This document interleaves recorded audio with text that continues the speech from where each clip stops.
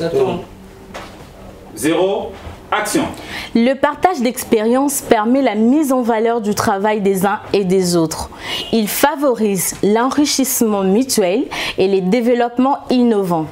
L'instant des partages d'expériences est l'occasion de réfléchir à la culture d'investigation et d'innovation grâce à l'accumulation du savoir. Bienvenue, chers téléspectateurs, à ces nouveaux programmes autour d'une tasse. Un programme qui permettra désormais à nos invités de partager non seulement leurs expériences, mais aussi leurs confidences. Aujourd'hui, nous avons invité pour vous un économiste, un docteur en économie et développement, spécialiste en questions monétaires. Il s'agit bel et bien de Monsieur Jephté Nsumbu, que vous allez découvrir très bientôt tout au long de notre émission.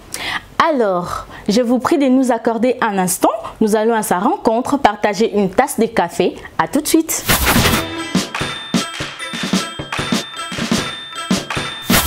Bonjour Jephté. Bonjour madame. Comment allez-vous? Oui, je vais bien. Je peux vous servir quelque chose à boire? En effet, oui, merci.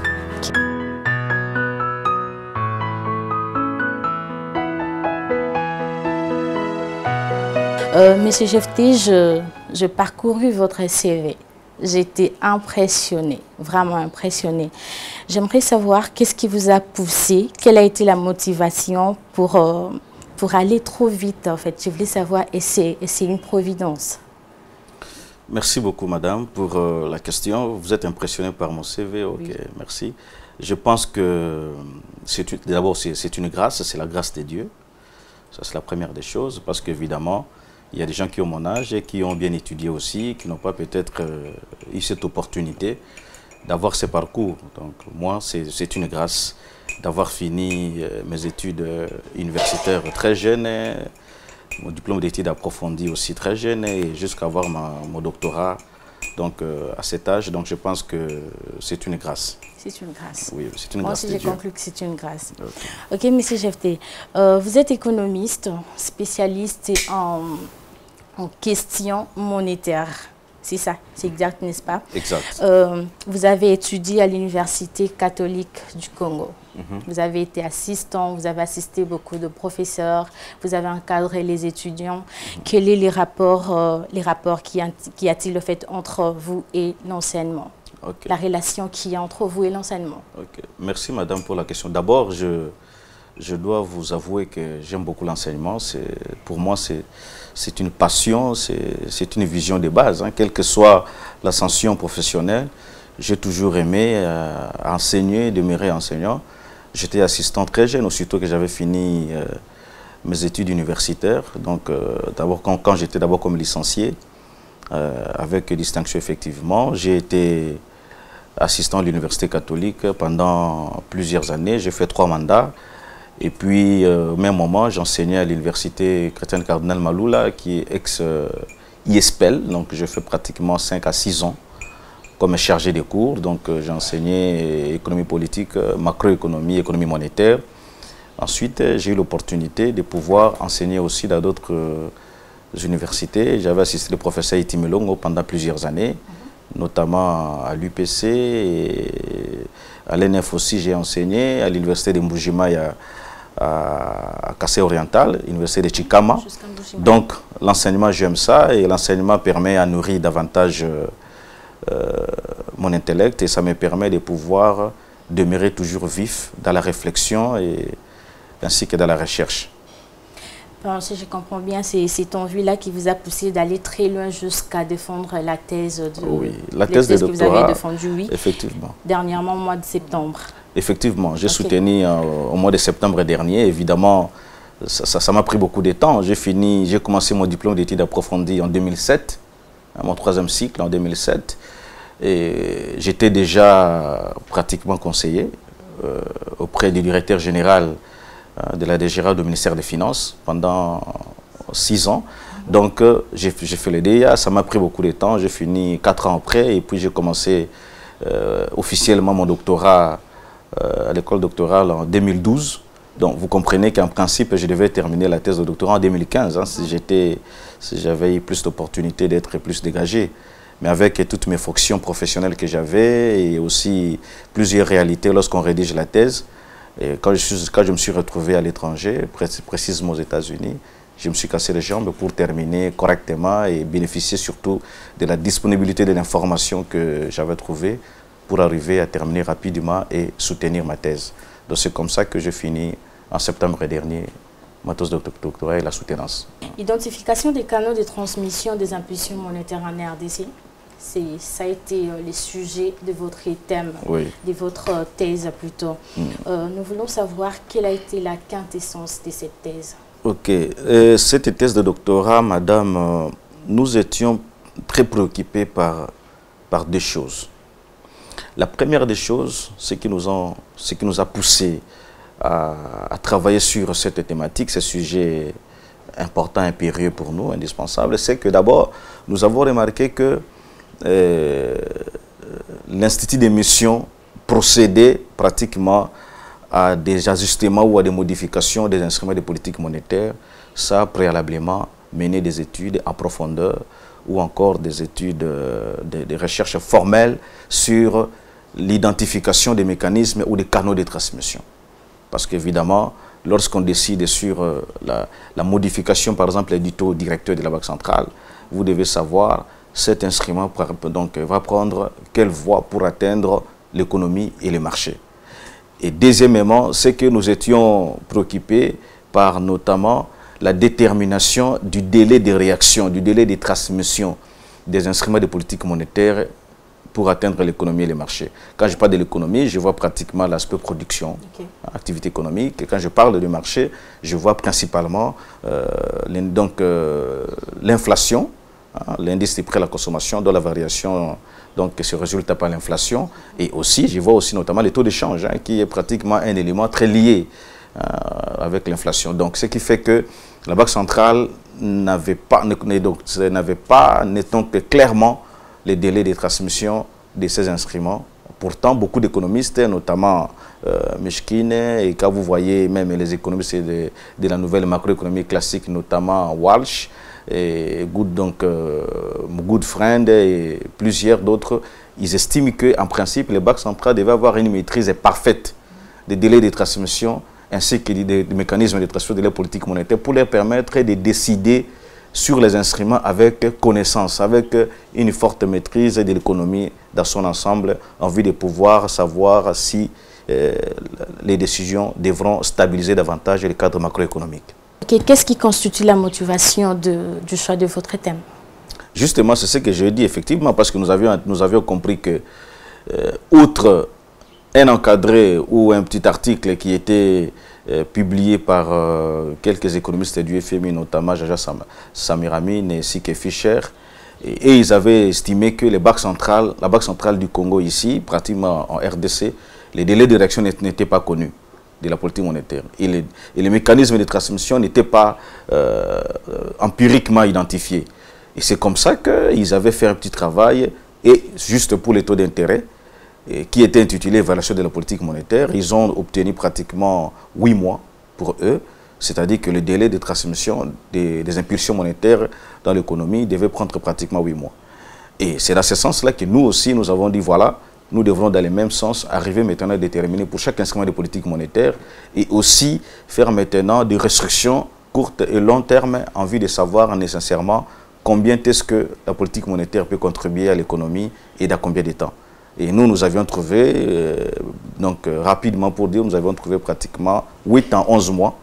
Et ces résultats-là étaient très satisfaisants pour nous, du fait que cela ne s'écartait pas largement de l'étude des économistes du FMI à son temps. Quelle démarche méthodologique et instrument de mesure avez-vous employé? Nous avions employé sur le plan de la vérification empirique, ce qui est plus essentiel. Nous sommes partis du modèle VAR structurel, donc vectoriel, autorégressif et structurel. Et nous avons eu deux approches pratiquement, une approche de restrictions courtes et des restrictions longues. Donc pour savoir à court terme, la politique monétaire devait prendre, les impulsions monétaires devaient prendre combien de temps, et à long terme, effectivement, ça devait prendre combien de temps. Et c'est avec ces modèles-là que nous sommes parvenus justement à ces résultats que nous venons de vous offrir et d'offrir dans le travail.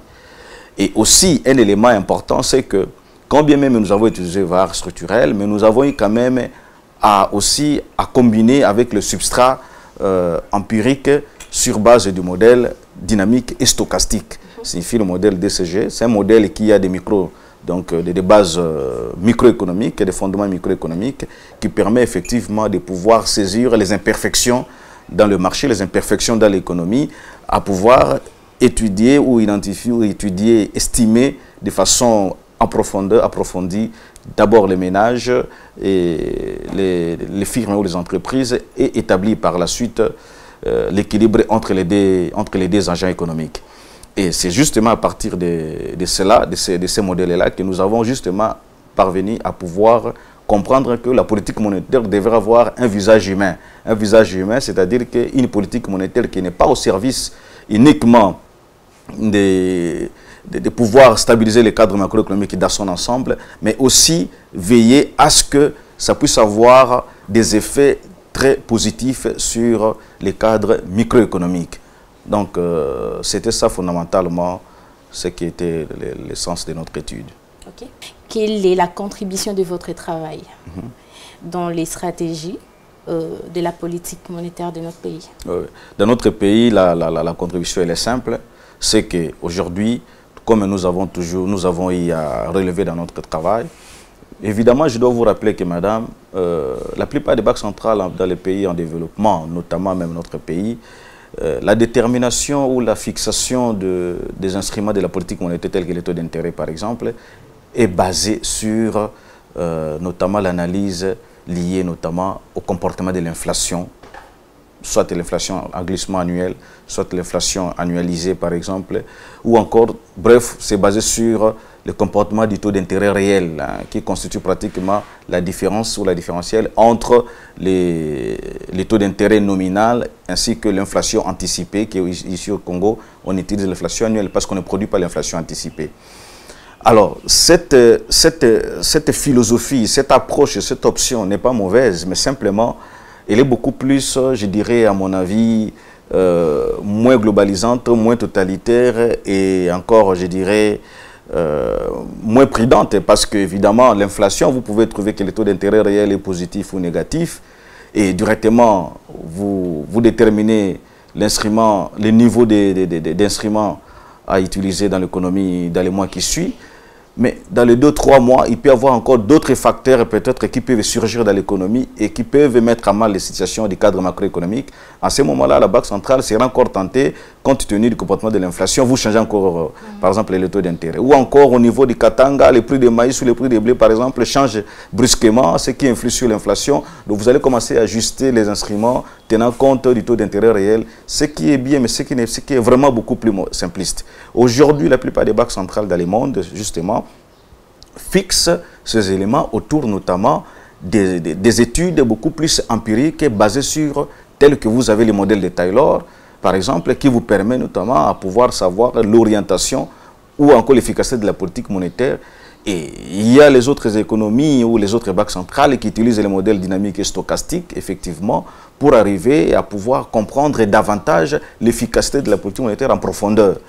Et nous, maintenant, nous disons, nous sommes en ligne avec ça, mais nous estimons que les délais de réaction, au départ, restent un élément prépondérant. Parce que si, au mois de février ou au mois d'avril, vous avez modifié les taux d'intérêt passés de tel mois à tel mois, de tel niveau à tel autre niveau, et après 2 mois, il y a un choc qui survient donc, dans l'économie, vous serez encore obligé de changer? Non. Vous ne serez pas obligé de changer parce que vous devez d'abord savoir donc, les instruments que vous avez modifiés au mois d'avril, au mois de mai. Est-ce que ça a pris le temps donc, attendu sur le plan des résultats d'études empiriques préalables pour modifier, ou c'est sur base justement d'un comportement sporadique dans l'économie que vous allez changer? Or, si vous savez que le taux d'intérêt devait prendre 5 à 6 mois ou bien 8 mois de temps de réaction, vous pouvez d'abord attendre les effets attendus de cet instrument sur le cadre macroéconomique avant d'y aller, etc. Tout ça. Donc, c'est comme ça que nous pensons que les délais de réaction constituent pratiquement un préalable important. Et cela étant, cette étude offre des informations importantes sur cette question et aussi identifie essentiellement par quelle voie les décisions de la politique monétaire peuvent atteindre le marché et l'économie. Monsieur GFT, permettez-moi de vous dire que vous avez une tasse de café devant vous qui se refroidit. Hein. Merci, madame. Je ne sais pas si vous aimez les cafés froids. Ouais. Quelle est la valeur intrinsèque de cette thèse que vous avez défendue? D'abord, c'est un travail de recherche, c'est un travail scientifique, un travail au départ fondamental, mais qui porte des substrats empiriques, c'est-à-dire que nous sommes partis d'une théorie économique pour arriver à contextualiser. C'est comme ça que l'une des approches, hein, outre les modèles économétriques que nous avons évoqués pour estimer ou mesurer ou encore obtenir les résultats de notre travail, nous sommes partis aussi d'une approche beaucoup plus dialectique, c'est-à-dire que nous sommes partis des autres travaux, notamment au niveau international et au niveau national, parce que la littérature sur cette question, avec modestie, il n'y a pas de travaux appropriés sur la question des mécanismes et des délais de réaction. Notamment, je vous ai dit que les fonds monétaires, à son temps, vers 2013, ils avaient publié, c'était un petit encadré dans les rapports du FMI sur cette thématique, cette problématique. Et il y a aussi une étude qui était menée par un des assistants de l'université protestante au Congo, bon, qui n'était pas formellement une étude publiée dans une revue scientifique et reconnue, mais c'était une étude qui avait quand même de l'ampleur importante et que je devrais quand même renseigner, étant donné qu'il n'y avait pas de littérature empirique au niveau national. Nous sommes partis de cette question-là et pour arriver maintenant à formaliser scientifiquement la question et aujourd'hui avoir ce travail-là, ce travail de recherche qui pourrait servir et aux chercheurs et à la Banque centrale et aux autres décideurs de politique économique du pays. Vous en avez déjà publié combien d'exemplaires? Quelques extraits déjà ou... Oui, comme vous le savez, particulièrement à l'Université catholique, lorsque vous êtes proclamé docteur, pour être nommé professeur, effectivement, vous devez publier soit une partie de la thèse ou encore la totalité.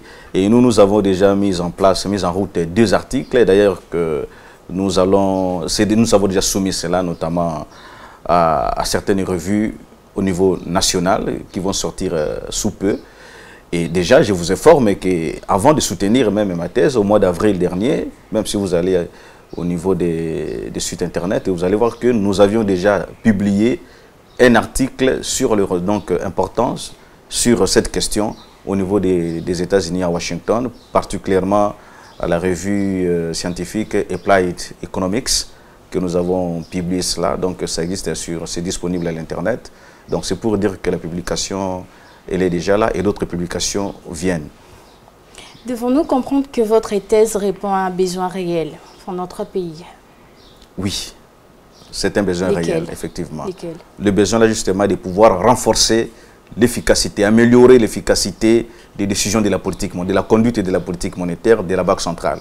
Évidemment, je suis sur la Banque centrale parce que l'autorité monétaire, c'est la Banque centrale. Donc, nous sommes obligés de parler de la Banque centrale, et tant bien même ce n'est pas l'objet de notre échange. Mais sinon, la Banque centrale doit être à l'aune de notre discussion, étant donné que la politique monétaire est conduite par elle. Donc, c'est une question fondamentale qui va lui servir. Et nous-mêmes aussi, nous sommes pratiquement un élément qui travaille. Nous travaillons au sein de la maison. Donc nous contribuons tant soit peu avec le peu que nous avons eu à découvrir au travers de nos recherches. Le peu que vous avez eu à découvrir, merci. Vous êtes également cadre supérieur à la Banque centrale du Congo, à la direction des études, exact? Exact. À quoi consiste réellement votre travail là-bas?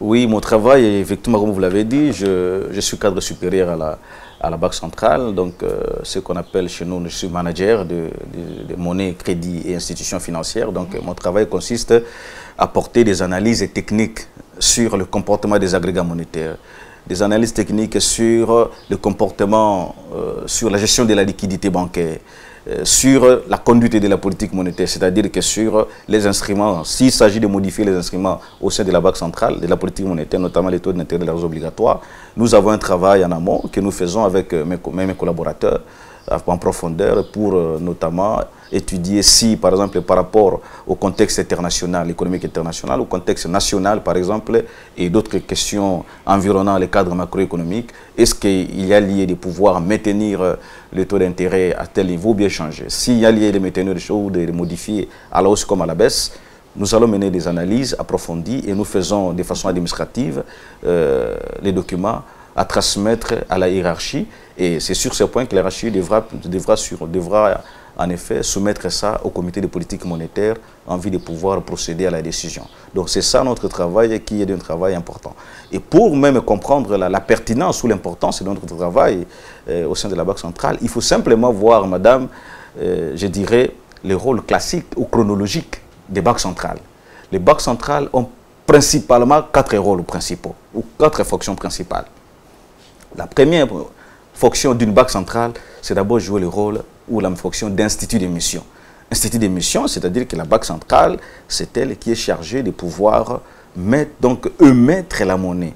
Et mettre la monnaie dans l'espace national. Il suffit de décider sur la circulation ou la consommation de la monnaie dans l'espace national.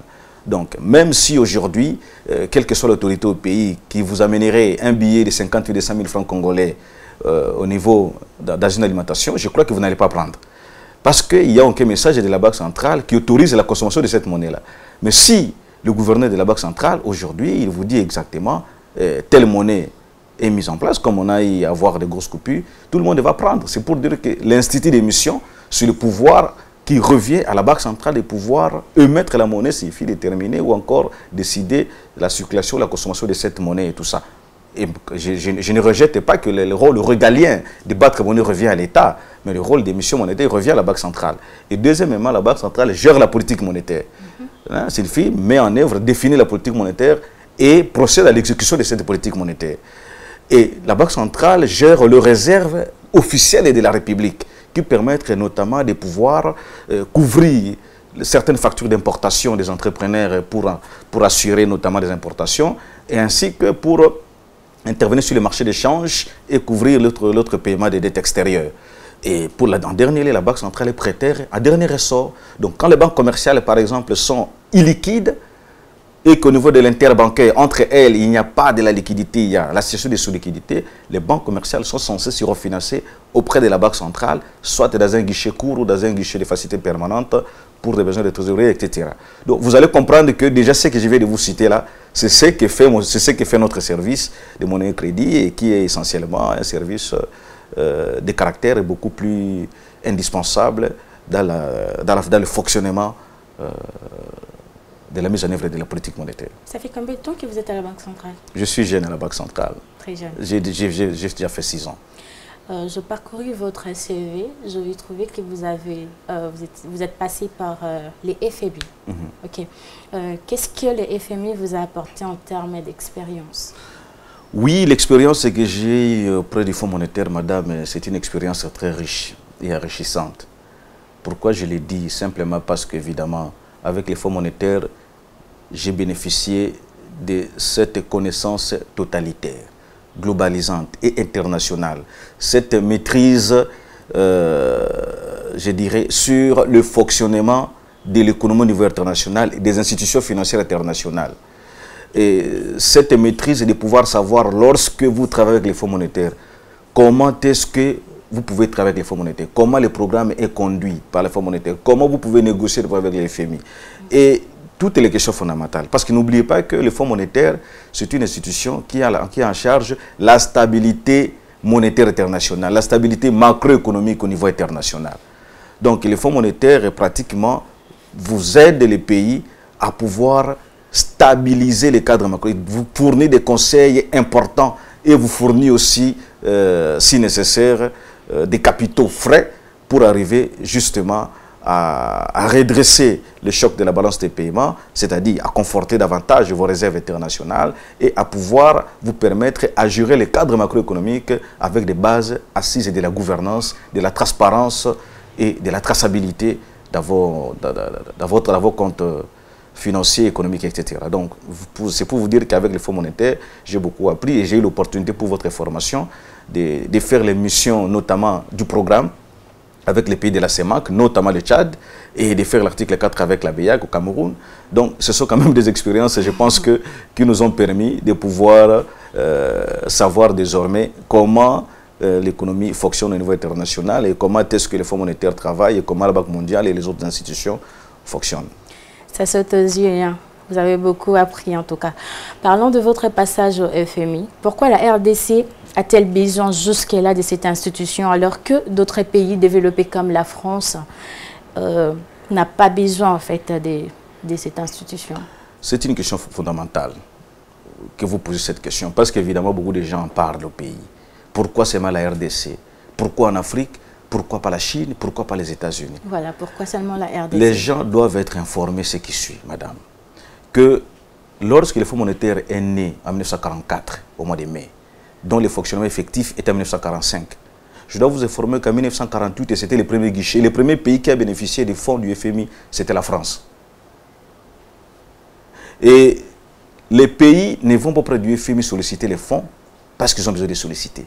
Ça dépend de la caractérisation et ça dépend même de l'état, de la situation, du cadre macroéconomique de votre pays. Si votre économie elle est malade, signifie qu'elle est en difficulté, avec modestie, vous avez besoin de ces institutions-là pour vous fournir des conseils importants, pour vous donner suffisamment de devises, envie de casser les anticipations au niveau domestique. Vous avez besoin de ces institutions pour que vous puissiez vous faire bénéficier de l'attractivité des investissements directs étrangers au niveau national. Et si la France partait auprès du FMI à cette époque-là pour solliciter les fonds, c'était parce que la France, effectivement, après la Deuxième Guerre mondiale, avait des difficultés énormes sur le plan économique. Vous vous souviendrez, l'inflation n'était pas si basse, c'était importante. Et la croissance n'était pas si positive. La vie économique en France n'était pas celle que nous vivons aujourd'hui. Et lorsque la France a bénéficié de ces conseils, a eu la conscience de pouvoir mettre en place des réformes courageuses, d'envergure, pour arriver à stabiliser le cadre macroéconomique, à relancer l'itinéraire de la croissance. La conséquence, c'est que la France est devenue quasi indépendante, c'est-à-dire que la France n'a plus les besoins des FMI au même titre que la RDC. Vous avez vu quelqu'un en bonne santé aller chercher un médecin?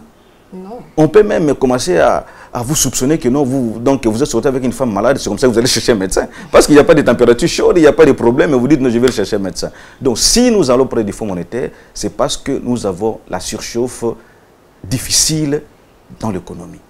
Nos réserves internationales sont très faibles. Nous sommes en principe l'un des pays dont les réserves est faible au niveau de l'Afrique subsaharienne. Et deuxièmement, nous sommes dans une économie où nous venons de sortir d'un choc très difficile entre 2016 et 2017.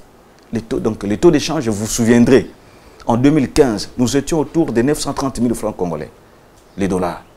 Et lorsque nous avons connu la situation difficile, malheureuse, de rencontrer la baisse spectaculaire des prix des matières premières au niveau international, plus particulièrement des cuivres, qui est parti à son temps de 9 900 $ et jusqu'à 4 000 $. La conséquence était faible. C'est que le taux d'échange a fait quoi? Le taux d'échange a fortement augmenté. Simplement parce que ce déficit extérieur dû à ces chocs-là, ça a généré un autre déficit au niveau national qu'on appelle le déficit des finances publiques. C'est-à-dire que les dépenses de l'État sont restées élevées par rapport aux recettes et du fait que les recettes étaient devenues faibles. Et toutes choses restées égales par ailleurs, les taux d'échange ne devraient pas rester passifs. Donc les taux d'échange ont augmenté davantage. La dépréciation de la monnaie a suivi. Et aujourd'hui, vous vous souviendrez que nous sommes auprès de donc pratiquement 1655, 1658, les francs congolais, les taux d'échange. Pour dire que sur le plan nominal, nous avons perdu, si 1000 $ vous donnez 930 000 francs congolais, aujourd'hui, 930 francs congolais vous donnent pratiquement quelque chose de 500 $. Donc nous avons perdu 400 à 500 $ sur les 1000 $ qu'on devrait avoir en 2015. Et sur le plan, en pourcentage, c'est plus de 30% que nous avons perdu. Donc, vous pouvez être d'accord avec moi que la situation est difficile. Et le régime actuel a pris conscience, c'est comme ça que ils sont allés les autorités sont allées auprès des institutions de Bretton Woods pour solliciter ces programmes dans le souci de pouvoir stabiliser davantage, de façon solide, robuste, hein, les cadres macroéconomiques. Et je pense que les façons que les autorités s'y engagent, les choses vont aller bien. Nous tendons déjà vers la fin de notre émission. Un dernier mot pour finir. Vous avez quelque chose à dire? Quelque chose à dire, oui. Ce que je vais simplement dire, c'est que je pense qu'un programme pareil, d'abord, je vous remercie, ça c'est la première des choses, d'accepter cette disponibilité d'échanger avec moi. Et deuxièmement, c'est que moi j'encourage les autres personnes qui sont dans la recherche de pouvoir approfondir davantage, aller jusqu'à la thèse de doctorat. Okay. Aujourd'hui, la thèse devient un luxe au Congo. Madame, je peux vous surprendre que si vous allez dans des institutions comme le Fonds monétaire, vous allez trouver des docteurs à l'âge de 25 ans, 26 ans. J'ai suivi quelques formations à l'Université de Washington pour renforcer mes capacités en vue de finaliser ma thèse comme il se doit. Ceux qui m'ont encadré, ils avaient 28 ans, 27 ans. Ils sont des docteurs en économie. La personne avec qui j'ai publié un article sur Macro Financial Leakages in Tchad, il a 28 ans, Alex O. Donc, je donne vraiment beaucoup de chance à tout le monde. On ne doit pas aller attendre simplement faire ça quand on a l'âge où on n'a plus de temps. Si on a le temps, il faut le faire. Et plus de docteurs, ça nous donne plus d'humilité dans le pays, plus d'efficacité et plus le besoin de connaître mieux. Et pour terminer, encore une fois de plus, ce que je peux simplement dire, le travail que nous avons fait, ce n'est pas un travail qui est absolutiste. Ce n'est pas incontournable. C'est un travail que nous avons fait, que nous avons offert nos analyses de façon spéciale, effectivement et approfondie, mais qui pourront toujours contribuer à la recherche au niveau national et pour la Banque centrale. Évidemment, la Banque centrale, dans son esprit déjà que je connais d'ouverture très élevé, la Banque centrale donc, est en train d'exploiter et exploite déjà, même nous la personne, pour que nous puissions davantage apporter un plus dans les soucis de stabiliser dans le cadre macroéconomique dans notre pays. Eh bien, nous sommes à la fin du programme de ces jours. Nous avons partagé notre tasse avec Monsieur Jephté Ntsumbu, docteur en économie du développement, spécialiste en questions monétaires, comme je l'ai dit à l'introduction, au début de l'émission. Nous avons fini. Merci, Monsieur Jephté, d'avoir répondu à notre invitation. Merci, Madame. Est-ce que je peux donner une précision sans vous interrompre par rapport à... Je suis docteur en économie et développement. La faculté que je fais, cette faculté s'appelle Faculté d'économie et développement. Et particulièrement, j'ai évolué dans le département d'économie. Donc, économie et développement, c'est notre domaine. Économie et développement, c'est comme dans d'autres universités comme à l'UNICU, on appelle sciences économiques et de gestion. Donc, on a économie et développement et spécialiste dans les questions monétaires. Donc, c'est juste pour apporter cette précision. Docteur en économie et développement, parce que c'est le nom de la faculté. Merci beaucoup, Monsieur Jephté. Merci, madame.